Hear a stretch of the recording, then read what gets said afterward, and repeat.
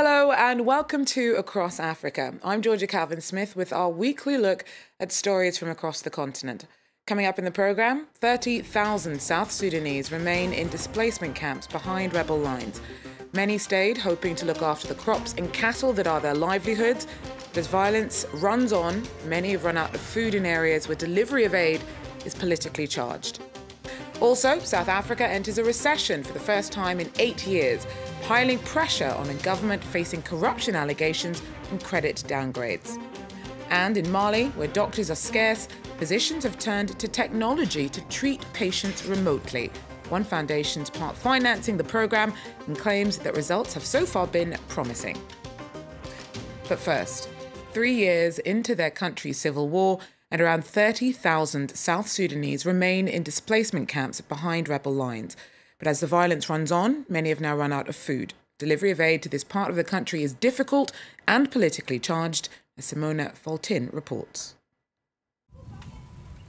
Selina Poni came to this camp for internally displaced in rebel-held Kajukeji after government soldiers killed 2 of her relatives. She now takes care of their orphaned children. But to get food, Selina and her husband must make the dangerous trip back to their farm, crossing through contested areas. There's nothing to eat here. No one is giving us food. So we have no choice but to go looking for food. If you come back alive, you're thankful. But if you're killed, you'll never be seen again. Until end of last year, Kajukeji County was a relatively peaceful agricultural area.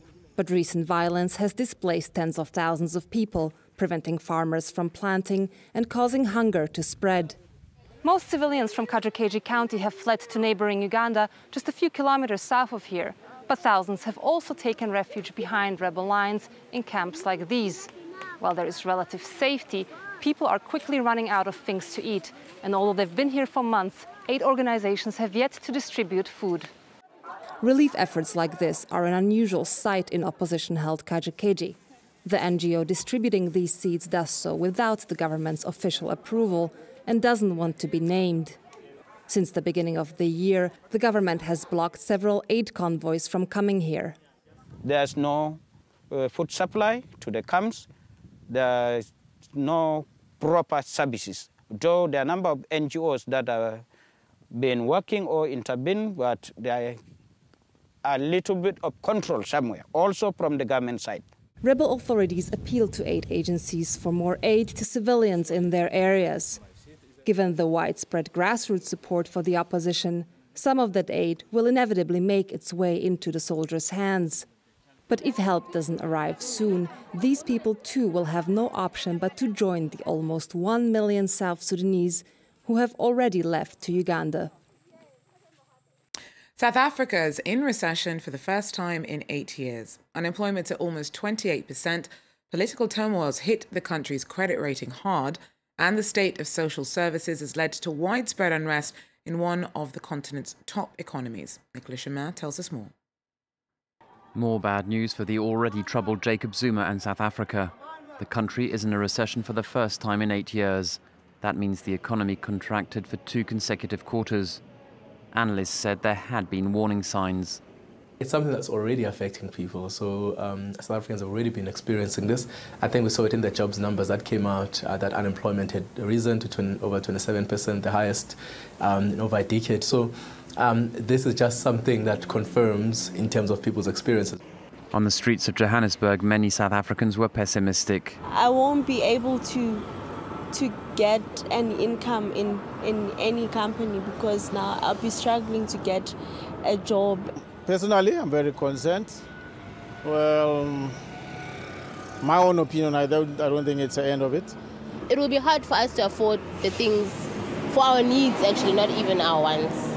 Political instability has made investors wary. In March, Zuma sacked his respected finance minister, Pravin Gordhan. That led to credit ratings being downgraded to junk status by agencies S&P and Fitch. Zuma has also been criticised even within the ruling ANC party after allegations of influence peddling by some of his wealthy friends, like the Gupta businessman.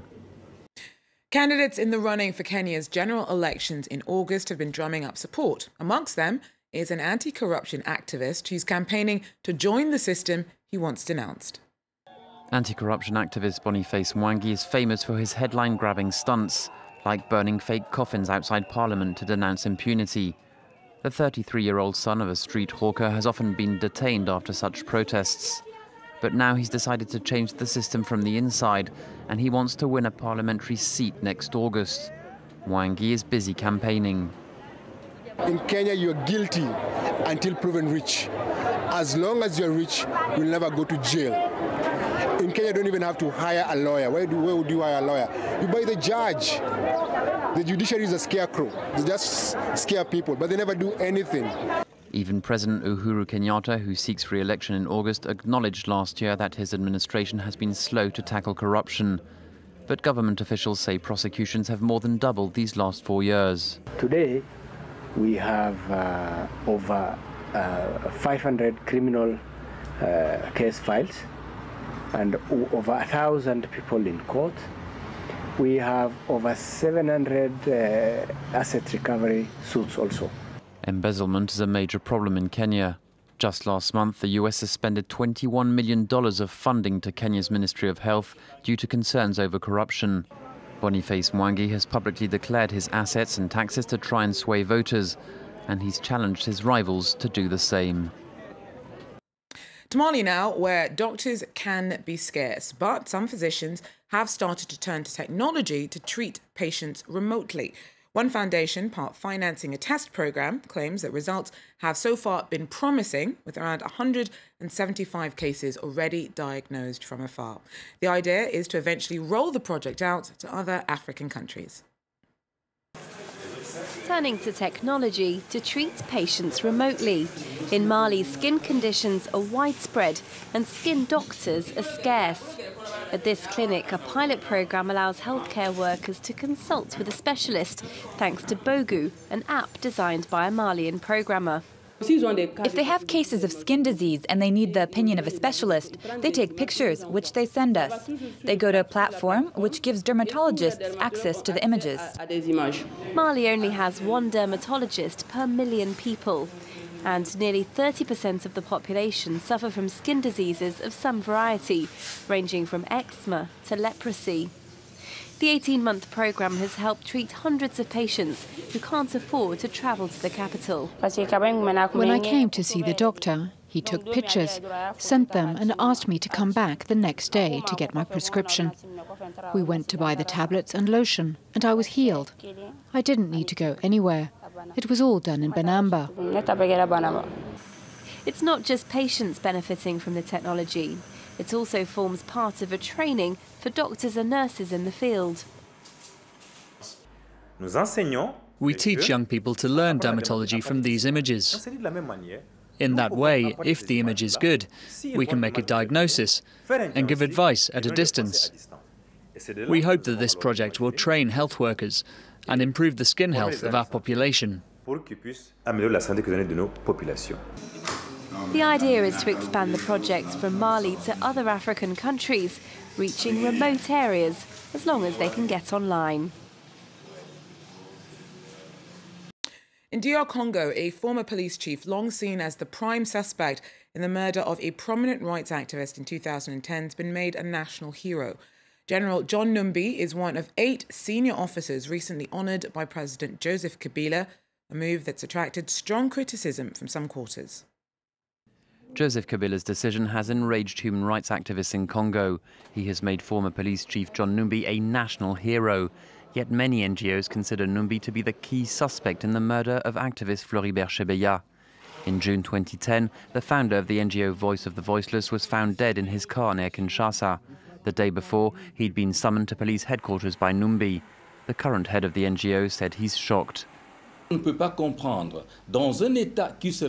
incomprehensible. How can someone, whatever their rank, who is suspected of being involved in the murder of a human rights activist, be made national hero? Such a thing can only happen in the Democratic Republic of Congo. The government spokesman told France 24 Numbi has never been charged, and therefore there is no reason not to honour him. Numbi has only appeared in court as a witness in 2011. This is what he said back then. He never called me, not that day, not the day before, not the week before, not the month before. Mr. Chebeya never called me, never sent me a text. That day it was impossible for me to organize a meeting with him. So far in this case, only one policeman has been sentenced to 15 years in prison. In September 2016, Washington placed Numbi on a blacklist of undesirable people, describing him as an influential advisor to President Kabila. The oldest known fossils of the Homo sapiens species have been found in Morocco. The remains date back more than 300,000 years, pushing back the story of humanity by at least 100 millennia. Sharon Gaffney has more. Replicas of fossils unearthed at an archaeological site at Jebel Irhoud in Morocco, a discovery that could rewrite the history of our species. Scientists say the specimens indicate that the first humans evolved across various parts of Africa, 100,000 years earlier than previously thought. We don't claim that the cradle of modern humankind is in North Africa. Instead, we support the view that the whole African continent probably was involved in the emergence of our species. Naturally, if we move beyond 300,000, further back in the past, possibly there is a point of emergence of the very first Homo sapiens. But at the time when the Jebel Irhoud people lived 300,000 years ago, our species already dispersed all over Africa. Professor Hublin has identified the fossils as early Homo sapiens. He says they have a combination of modern and primitive features. In the Jebel Irhoud humans, we have part of the anatomy that is already very close to what we see in living humans, but other parts that are still have to undergo a long evolutionary process, especially the brain. So it's a brain which is much less globular, it's more elongated. The findings were outlined in 2 papers published in the journal Nature. Well, that's it for Across Africa for now. Thanks very much for joining us. Do so again if you can. Take care.